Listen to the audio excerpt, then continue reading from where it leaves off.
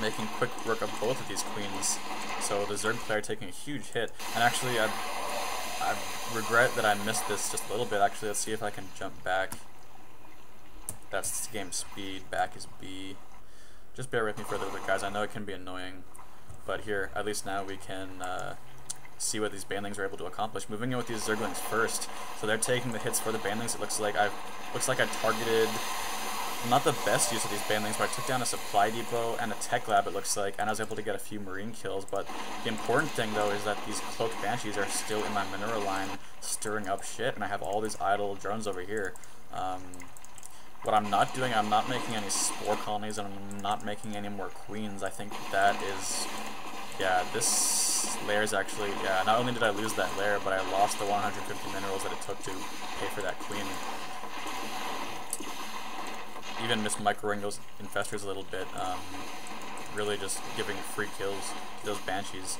Trying to retaliate with some hydralisks now, but in the time it took me to react, James is trying to operate off of 3 starports, and he's actually making medevacs. I don't really understand the rationale behind that, but the point is, James got banshees in play with cloak, and I was not able to, with competence, fend away this attack.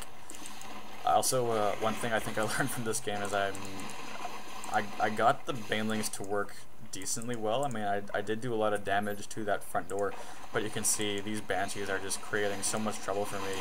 They really have completely separated me from my minerals. And I think just my lack of hydralisks, my lack of spore colonies and queens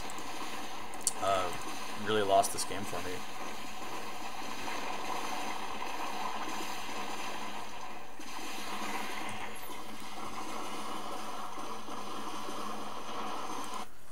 Taking down my spire.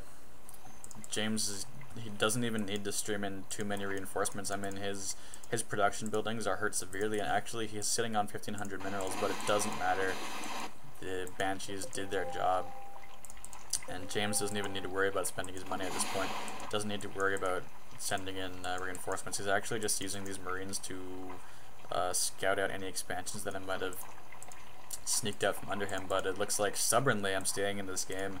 I think I know it's over anyway, but I think I'm just trying to test out James and his level of competence to make sure that he can take this game away from me, or that he's able to take this game away from me. Replacing that evolution chamber that I lost, even though I didn't need to, as my original evolution chamber was still standing. Dropping 3 spore crawlers here just to try to entertain the idea that I'm staying in this game.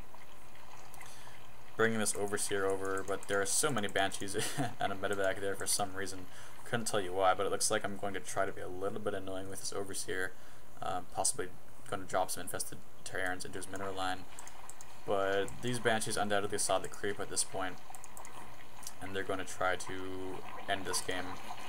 Forced to pull back from the fire of those spore crawlers.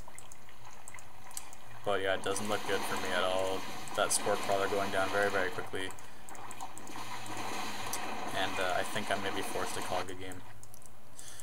Really quickly though, at least you guys can see the new infested Terran. Unfortunately, this one is not targeting the SCVs. But yeah, now they cost 100 energy each, so as you can see, you can drop 2 successfully in the mineral line of your opponent. So that's kind of handy, a nice new ability for the Overseer. But either way, this was a placement match that I lost. Was not able to counter Banshees. Not the best third play either. I didn't make the best use of Banelings. But yeah, lesson learned, I suppose, and thank you for watching. Hopefully I can counter Banshees better in the future.